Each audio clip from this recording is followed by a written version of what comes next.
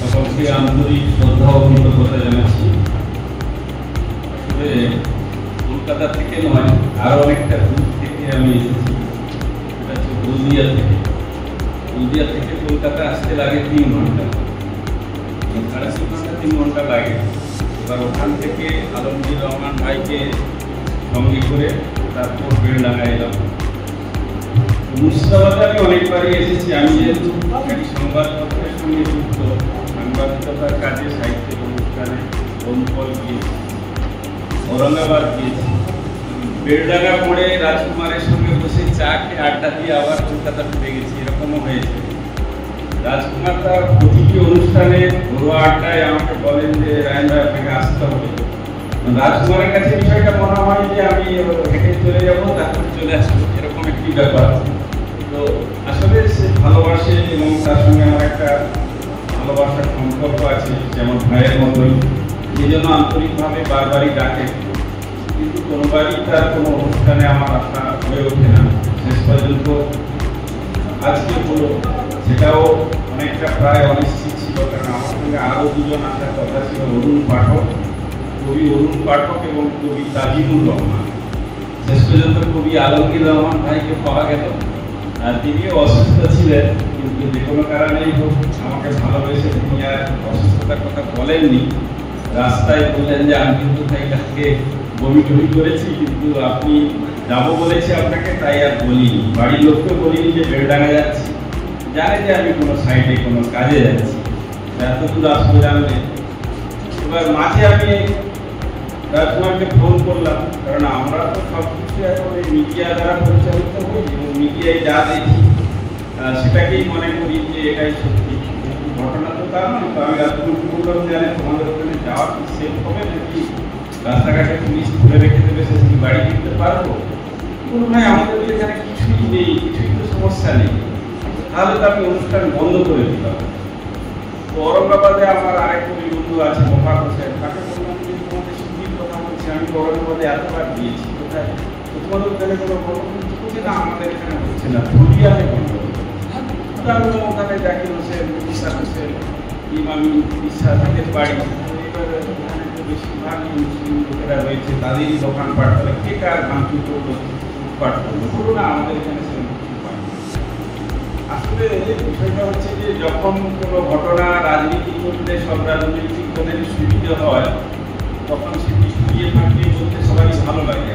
কিন্তু এখানকার মানুষ তাদের বিড়ম্বনায় করতে হয়। তারা যা ধীরে ধীরে একটা ঐতিহ্য, তারা যে ধীরে ধীরে তাদের একটা ইতিহাস গড়ে তোলেন, সেটাকে মুহূর্তের মধ্যে ধূলিসাৎ করার একটা পরিকল্পনা থাকে। তো আপনারাও সেই পরিকল্পনার অংশ হয়ে যাচ্ছিলেন, কিন্তু সৌভাগ্যবশত এখন একটা সোশ্যাল মিডিয়া বলে যে বিষয়টি এসেছে, মানুষ অনেক সত্যি ঘটনা জানতে পারছে এবং আসল ঘটনাটা মানুষের সামনে উদ্ঘাটিত হচ্ছে। এটা একটা ভালো দিক, কারণ মুনস্ট্রিম মিডিয়া, আমি যেহেতু মুনস্ট্রিম মিডিয়াতে প্রায় 2 বছরের 2.5 বছরেরও বেশি সময় ধরে আছি, এটা অস্বীকার করার কোনো উপায় নেই যে মুনস্ট্রিম মিডিয়ার একটা বড় অংশ তারা এখন কোনো না কোনো রাজনৈতিক দলের ছত্রছায়ায় চলে গেছে, কোনো না কোনো রাজনৈতিক দলেরই কথা বলে থাকে এবং সেটা সত্য মিথ্যা মিলিয়ে। আগে আমরা বলতাম যে সাংবাদিকটা অর্থ সত্য বলে, তো এখন লোকজন বলে যে সাংবাদিকটা মিথ্যে খবর দেয়, ফেক নিউজ। তো আমরা সেটা অর্থ সত্যকে স্বীকার করতাম যে যেইটুকু দরকার আমরা সেইটুকু দিতাম, বাকিটা দিতাম না। তো সে পর্যন্ত কিছু এথিক্স মেনটেন হতো, কিন্তু এখন তো এথিক্সের বাইরে চলছে। রাষ্ট্র যদি মিথ্যে ফেক নিউজকে প্রমোট করে, তো তাহলে সেটা বাঁচা খুব কঠিন। কিন্তু সময়ের সঙ্গে সঙ্গে দেখবেন যে একটা রেমিডিও তৈরি হয়। আজ থেকে 1 বছর আগেও সোশ্যাল মিডিয়া এত শক্তিশালী ছিল না। তো সেই সোশ্যাল মিডিয়ার মিথ্যে সবসময় চাপা পড়ে যায়, সত্য উদ্ঘাটিত হয়। যাই হোক, আমি আজকে সাহিত্যের অনুষ্ঠানে ফিরে আসি। জলধ্বনি একটি নতুন পত্রিকা, একটি নতুন পত্রিকার জন্মলগ্নের সাক্ষী থাকা, এটি আমি মনে করি একটা ঐতিহাসিক এবং একটি গুরুত্বপূর্ণ বিষয়। কারণ কে বলতে পারে আজ থেকে 2 দশক পরে জলধ্বনি পশ্চিমবঙ্গের মধ্যে একটি গুরুত্বপূর্ণ লিটিল ম্যাগাজিন হয়ে উঠবে না? এভাবেই তো সব পুরোনো লিটিল ম্যাগাজিনের পড়া শুরু হয়। কেউ কেউ ইতিহাস হয়ে যায়, কেউ কেউ ইতিহাসের কথা হয়ে মুছে যায়। তো আমি আশা করব এখানে যারা আছেন, আফতাব বাবু তিনি সভাপতি আছেন এই পত্রিকার, রাজকুমার আছে, রাজকুমার শেখ, আমিম আছে, তো সবাই মিলে যদি চেষ্টা করে, আমার ধারণা যে এই পত্রিকা নিশ্চিতভাবে এক সময় বেলডাঙ্গা শুধু নয়, মুর্শিদাবাদ শুধু নয়, বাংলা সাহিত্যের ইতিহাসের একটা অংশ হয়ে গুরুত্বপূর্ণ পত্রিকা হয়ে উঠল।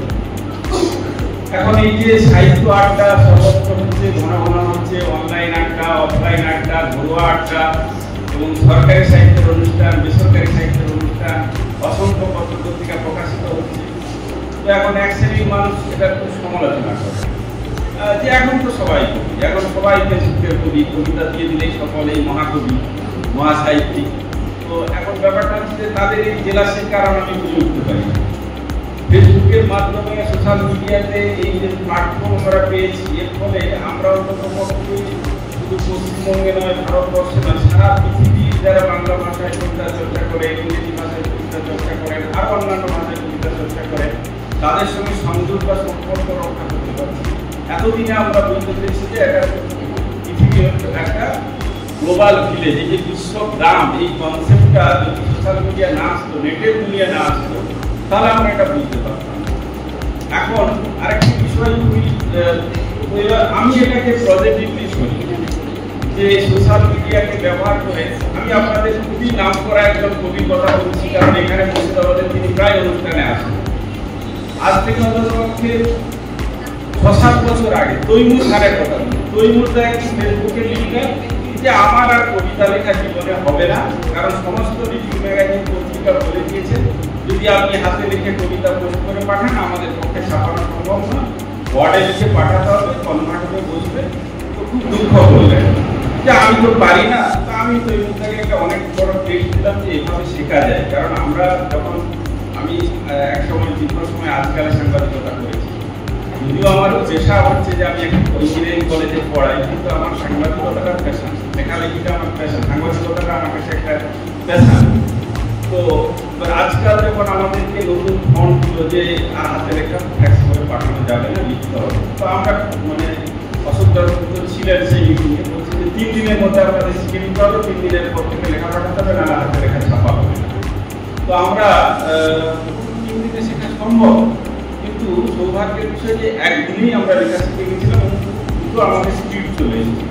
তো তৈমুরদার এখন পোস্টে আমরা সবাই অত্যাচারিত, যে লোক বলছিল যে আমি লেখা ছেড়ে দেবো, প্রতিদিন তার পোস্টে পোস্টে সকলেই ক্লান্ত। তো ভদ্রতা আছে। তো ব্যাপারটা হচ্ছে যে আমরা যখন কোনো কিছু সমালোচনা করি আগে পিছিয়ে না ভেবে করে, যখনই প্রযুক্তির ব্যাপারটা শিখে নিই তখন আমাদের মনে হয় এটা তো খুব মজার জায়গা। অনলাইনে কবিতা পড়ছেন, পোস্ট করছেন, বলছি এগুলো খারাপ কিছু না, এগুলো ভালো। তো এই সাহিত্যের অনুষ্ঠান নিয়ে অদ্ভুত একটা কথা বলেছিলেন যে বাংলাদেশের কিংবদন্তি কথা সাহিত্যিক হুমায়ুন আহমেদ। তো তিনি বলেছিলেন যে এইসব সাহিত্য আড্ডা, তো তাকে একদম অনুজ মানে সাহিত্যিক কবি জিজ্ঞেস করছিলেন যে হুমায়ুন ভাই, এইসব কবি সাহিত্য আড্ডা কিভাবে লেখকদের কি কোনো অনুপ্রেরণা যোগায় বা ইন্সপিরেশন করে, লেখার কি কোনো মানে লাভ হয় এতে সাহিত্যিকদের?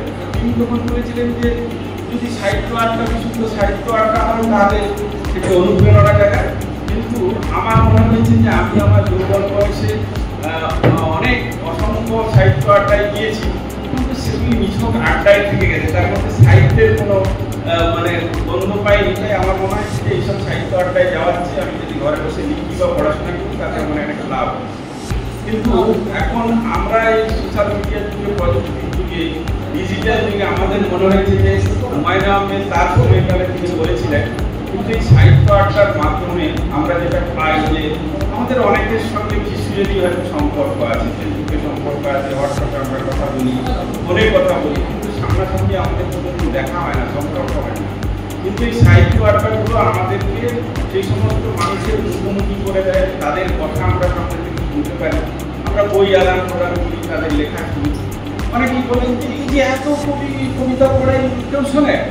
আমি বলি যে হ্যাঁ শোনে। আমরা কিন্তু চা খেতে খেতে আড্ডা দিতে দিত একজন নতুন কবি বা একজন উদীয়মান প্রতিভাবান কবি 2 লাইন ট্রাই করে যায় মাথার মধ্যে, তখন আমরা খুব কান খাড়া করে শুনি, দারুণ লিখেছে তো কবিতাটা।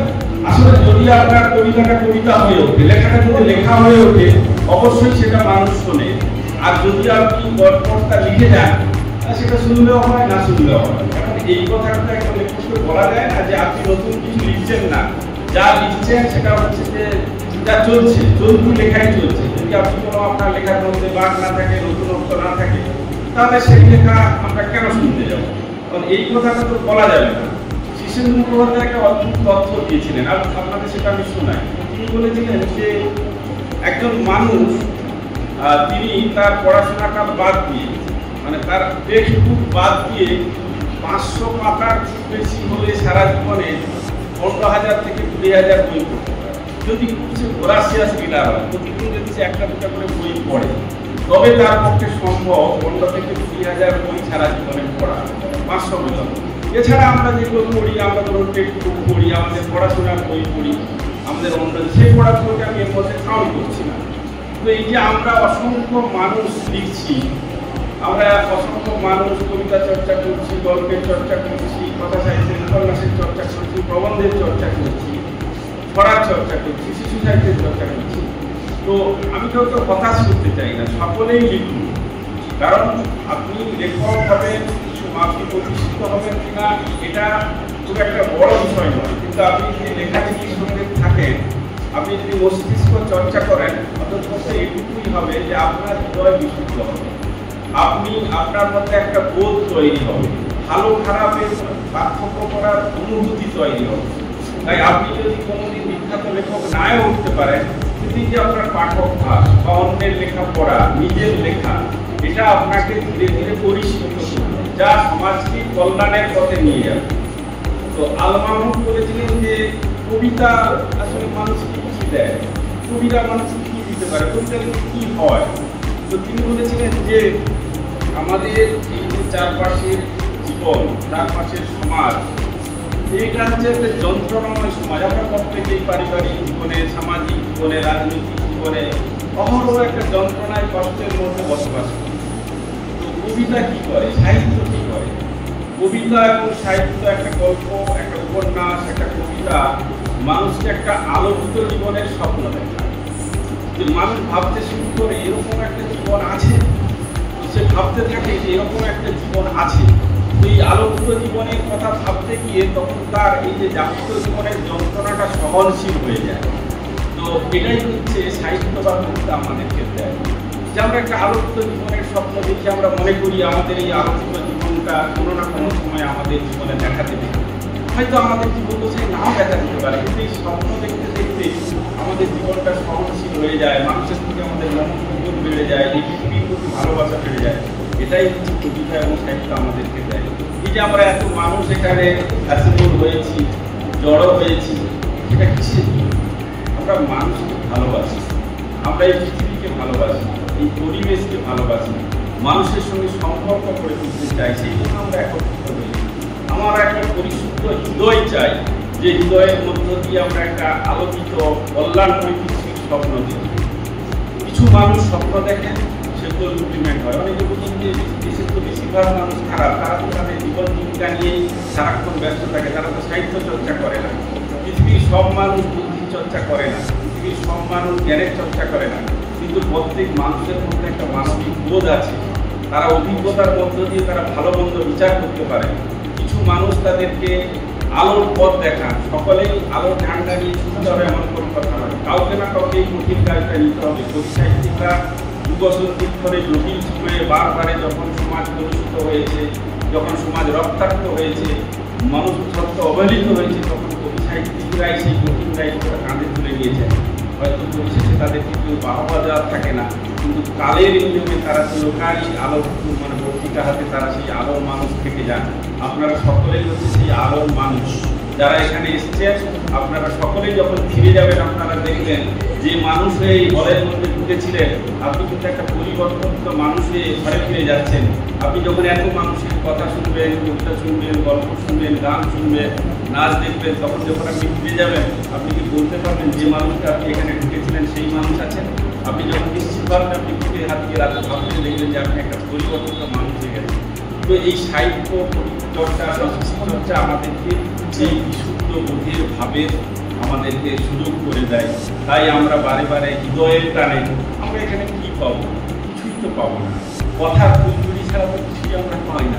তো সাহিত্য আমাদেরকে এটাই দেয়, হৃদয়ের শুশ্রূষা দেয়। সেই হৃদয়ের শুশ্রূষার কারণে আমরা এখানে এসেছি।